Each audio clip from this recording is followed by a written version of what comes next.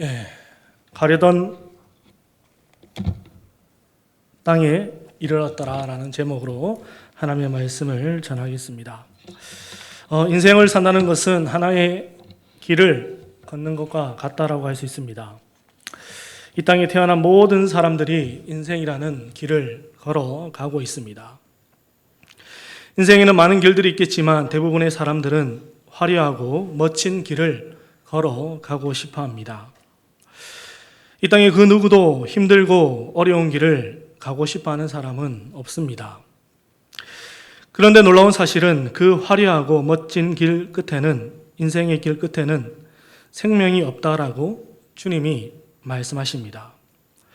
좁은 문으로 들어가라. 멸망으로 인도하는 문은 크고 그 길이 넓어 그리로 들어가는 자가 많고. 그렇다면 우리는 어떤 길을 가야 생명을 얻을 수 있습니까? 주님의 말씀처럼 좁은 문, 좁은 길로 가야 우리는 생명을 얻을 수 있습니다. 그런데 더욱 놀라운 사실은 주님께서 말씀하시는 것처럼 그 좁은 문, 좁은 길을 찾는 자가 적다라고 말씀하십니다. 왜 그렇습니까? 왜 그 길을 찾는 자가 적다라고 말씀하십니까?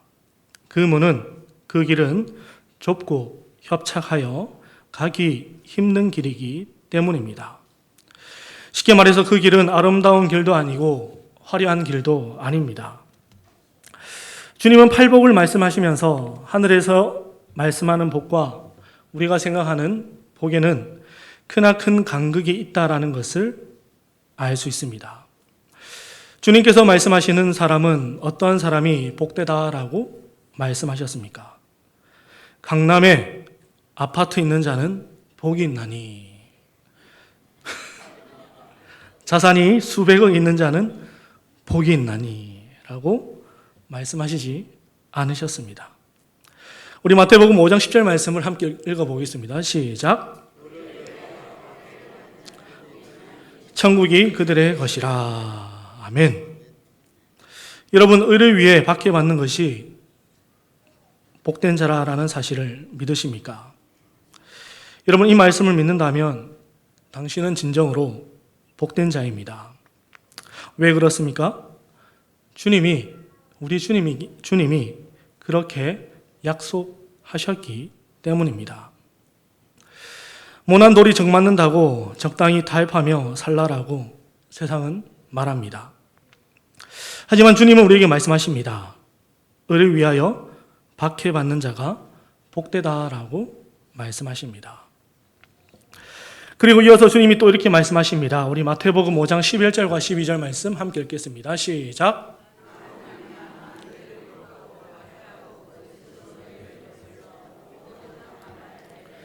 너희에게 복이 있나니 기뻐하고 즐거워하라. 하늘에서 너희의 상이 큼이라. 너희 전에 있던 선지자들도 이같이 박해하였느니라. 아멘. 여러분, 솔직히 인간적으로 주님 때문에 영광과 축복을 받고 싶지 욕먹고 박해받고 싶은 사람은 없습니다.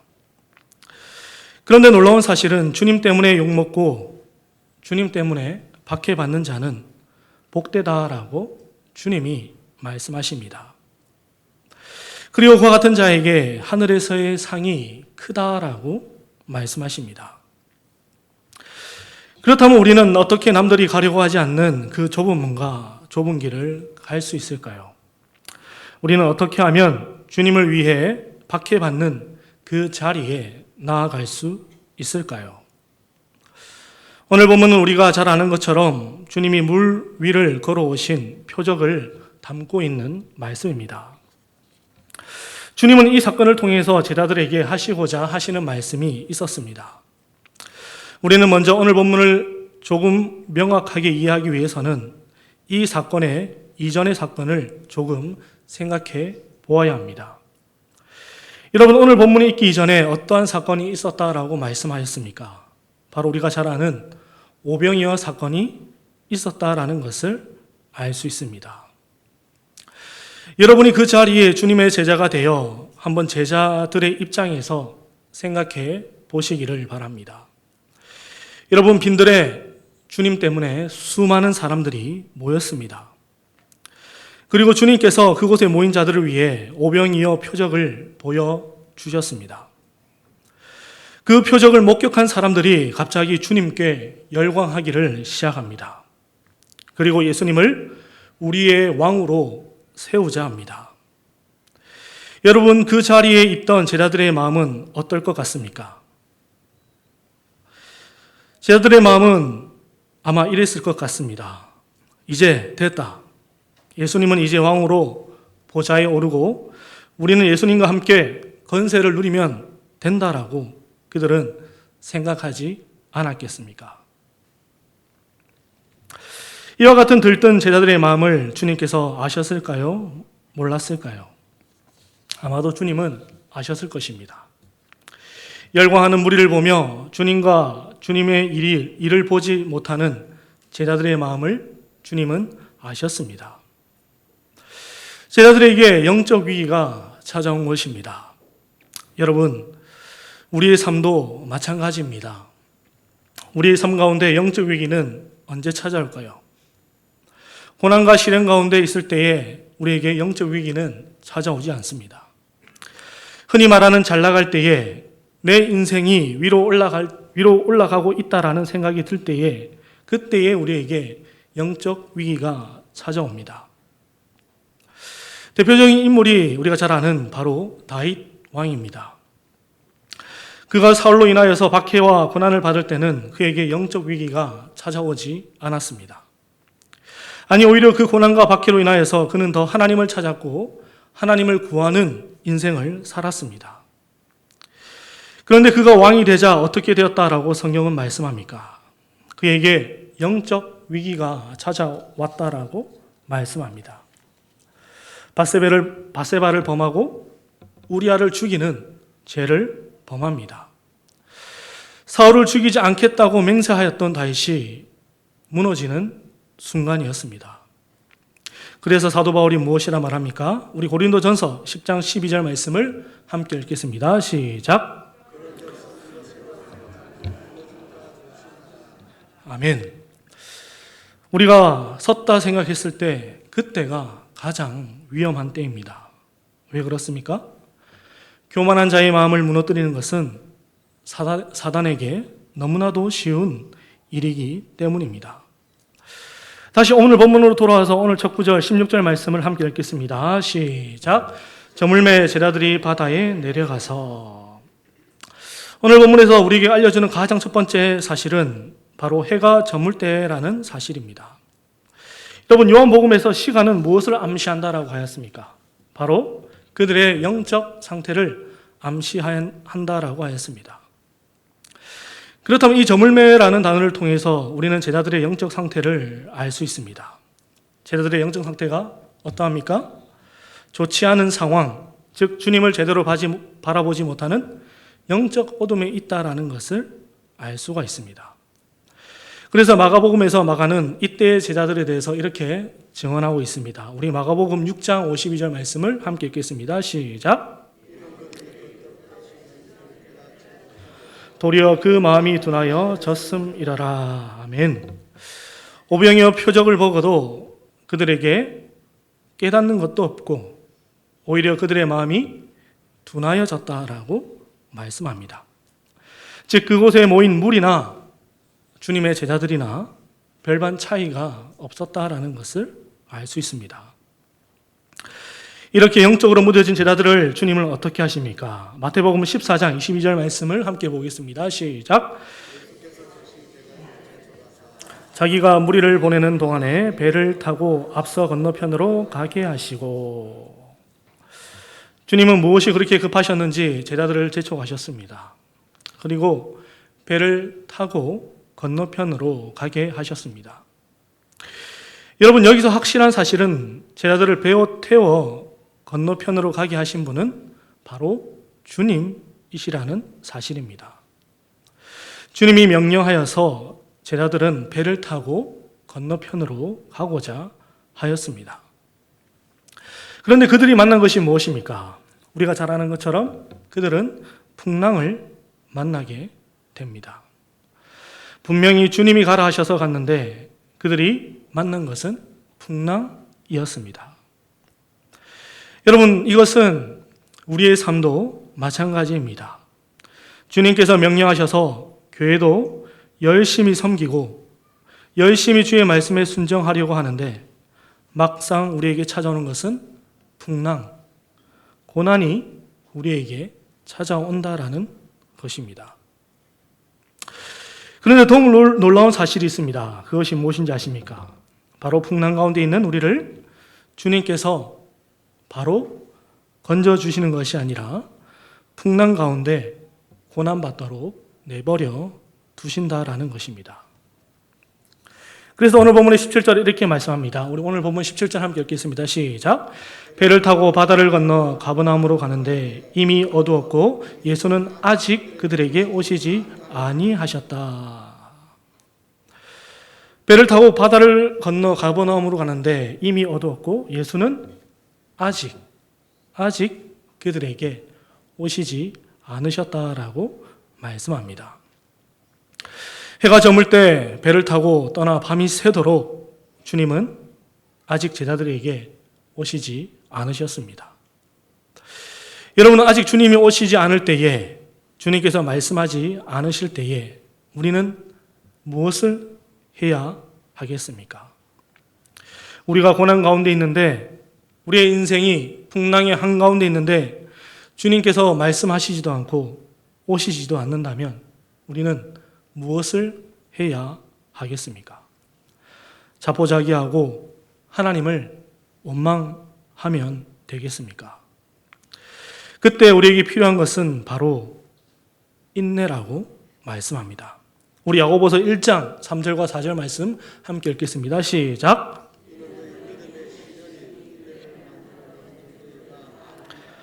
인내를 온전히 이루라. 이는 너희로 온전하고 구비하여 조금도 부족함이 없게 하려 함이라. 아멘. 여러분, 믿음의 시련이 닥치면 우리는 무엇을 해야 합니까? 인내해야 합니다. 인내를 온전히 이루는 자는 온전하고 구비하여 조금도 부족함이 없는 자가 된다라고 말씀하십니다. 우리 진교교회가 믿음의 시련 앞에 인내하고 또 인내하여 온전하고 구비하여서 주님 앞에서 조금도 부족함이 없는 복된 교회가 되기를 주님의 이름으로 축복합니다. 계속해서 오늘 본문을 보게 되면 풍랑 가운데 있는 제자들을 주님이 어떻게 하셨는지에 대해서 말씀하십니다. 우리 오늘 본문의 19절 말씀을 읽겠습니다. 시작. 예수께서 바다 위로 걸어 배에 가까이 오심을 보고 두려워하거늘. 풍랑이 치는 바다 위를 주님이 걸어오십니다. 여러분, 이 장면을 보면 창세기 한 말씀이 떠올라야 합니다. 어떤 말씀입니까? 바로 창세기 1장 2절 말씀이 떠올라야 합니다. 우리 창세기 1장 2절 말씀 함께 읽겠습니다. 시작. 공허하며 흑암이 깊음 위에 있고 하나님의 영은 수면 위에 운행하시니라. 아멘. 제자들이 있는 그 바다는 흑암이 가득하며 풍랑으로 인하여 혼돈 그 자체의 바다였습니다. 그런데 마치 수면 위를 운행하시는 하나님처럼 주님이 제자들을 향해서 걸어 오셨습니다. 예수님이 곧 누구시라는 것을 보여주고 있습니까? 하나님이 곧 하나님이시라는 사실을 제자들에게 보여주고 있습니다. 그리고 두려워 떠는 제자들에게 또 주님이 말씀하십니다. 우리 20절 말씀 함께 읽겠습니다. 시작. 이르시되 내니 두려워하지 말라 하신대. 주님은 두려워하고 있는 제자들을 향해서 두려워하지 말라라고 말씀하십니다. 그리고 내니라고 말씀하셨습니다. 여러분, 여기서 내니는 에고 에이미, 즉 I am that I am, 불꽃 가운데 모세에게 찾아오신 하나님을 우리는 떠올릴 수 있습니다. 바로 자신의 이름을 묻는 모세에게 하나님은 나는 나다 하시면서 여호와 하나님을 가르쳐 주셨습니다. 여기서도 주님은 제자들을 향해서 자신이 누구인지 알려주고 있습니다. 왜 그렇습니까? 오병이어를 보고도 주님이 어떤 분이신지 깨닫지 못하고 마음이 둔하여져 있었기 때문입니다. 그리고 이어서 주님의 음성을 들은 제자들의 반응이 나옵니다. 우리 오늘 본문의 21절 말씀 함께 읽겠습니다. 시작. 이에 기뻐서 배로 영접하니 배는 곧 그들이 가려던 땅에 이르렀더라. 여러분, 제자들의 첫 번째 반응이 무엇입니까? 그들은 주님의 음성을 듣고 기뻐하였다라고 성경은 말씀합니다. 여러분, 여기서 우리가 알 수 있는 한 가지 사실은 바로 우리의 기쁨의 근원은 문제의 해결이 아니라 바로 하나님의 음성에 있다라는 사실을 알 수가 있습니다. 후에 주님이 말씀하시지만 내 양은 무엇을 듣는다라고 말씀합니까? 내 음성을 듣는다라고 말씀합니다. 여러분, 성도는 주의 음성으로 인하여, 주의 말씀으로 인하여 기뻐하는 자들입니다. 그리고 두 번째, 제자들의 반응이 무엇입니까? 주님을 배로 영접하였다라고 말씀합니다. 여러분, 영접하면 어떤 성경 구절이 가장 먼저 떠오르십니까? 우리 요한복음 1장 12절 말씀 함께 읽겠습니다. 시작. 영접하는 자, 곧 그 이름을 믿는 자들에게는 하나님의 자녀가 되는 권세를 주셨으니. 여러분, 여기서 주님을 배로 영접하였다라는 것은 단순히 주님이 배에 올라타셨다라는 것을 의미하지 않습니다. 원문을 보게 되면 주님이 배 안으로, 배 속으로 주님이 들어오셨다라는 것을 말씀합니다. 즉, 이는 마치 제자들이 주님을 그들의 마음속에 영접했다라는 것을 우리에게 말씀해 주고 있습니다. 여러분, 성도는 주님을 내 마음에 영접하는 자입니다. 그러자 그 결과가 무엇입니까? 그 결과가 무엇입니까? 곧 그들이 가려던 땅에 이르렀더라. 곧 그들이 가려던 땅에 이르렀더라. 여러분, 오늘 본문은 사실 이스라엘 백성이 출애굽하여 가나안 땅에 가는 여정과 짝을 이루고 있는 말씀입니다. 여러분, 이스라엘 백성들이 어떻게 애굽에서 나왔다라고 성경이 말씀합니까? 우리 출애굽기 12장 33절 말씀을 함께 읽겠습니다. 시작. 그 백성을 재촉하여 그 땅에서 속히 내버려 함으로. 애굽 사람들이 그들의 장자가 죽자 이스라엘 백성들을 어떻게 하였다라고 말씀합니까? 그들을 재촉하여 속히 그들의 땅에서 나가게 하였다라고 말씀합니다. 오늘 본문에서도 주님이 제자들을 어떻게 하셨습니까? 재촉하여서 그들을 속히 배에 태워 건너편에 가게 하셨다라고 말씀합니다. 그리고 이스라엘 백성이 출애굽하여 그들이 만난 것이 무엇입니까? 바로 홍해 바다입니다. 그들의 뒤에는 애국 군사들이 자신을 잡으러 오고 있었고 그들 앞에는 홍해 바다가 그들을 가로막고 있었습니다. 이러지도 못하고 저러지도 못하는 상황, 마치 풍랑 가운데 갇혀버린 제자들의 모습과 같다라는 것을 알 수가 있습니다. 그런 상황 가운데 하나님이 어떻게 하십니까? 마치 배에 주님이 올랐을 때에 풍랑이 그치고 가려던 땅에 갔던 것처럼 그들 가운데 찾아오셔서 바다를 갈라 마른 땅으로 바다를 건너게 하시고 약속의 땅 가나안에 가게 하셨습니다. 여러분, 소도에 말씀드렸던 것처럼 생명으로 인도하는 그 좁은 길을 우리는 어떻게 걸어갈 수 있겠습니까? 바로 주님과 함께하고 주님의 음성을 들을 때에 우리는 그 좁은 길, 그 좁은 문을 걸어갈 수 있습니다. 시편 기자는 이렇게 말씀합니다. 우리 시편 23편 4절 말씀을 함께 읽겠습니다. 시작.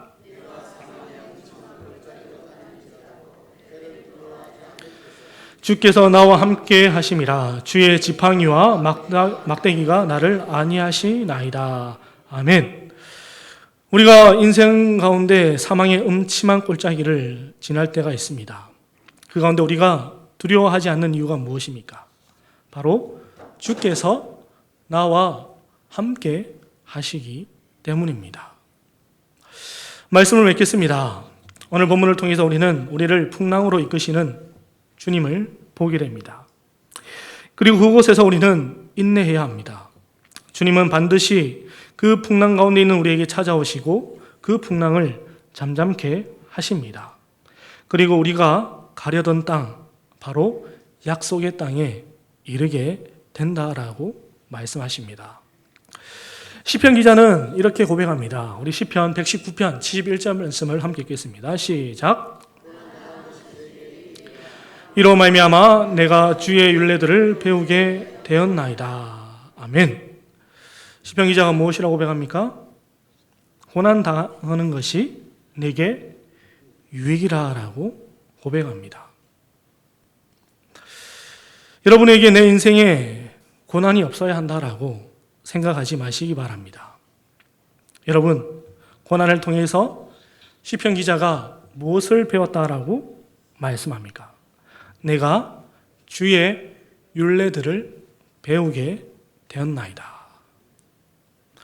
고난을 통해서 우리는 주님을 찾게 되고 주님을 보게 되며 주의 율례를 배우게 된다라고 말씀합니다. 우리 징유교회 성도님들은 고난의 인내를 이루어서 주님을 찾고 주님을 바라보며 주의 율례를 배우는 복된 성도, 복된 교회가 되기를 주님의 이름으로 축복합니다. 기도하시겠습니다.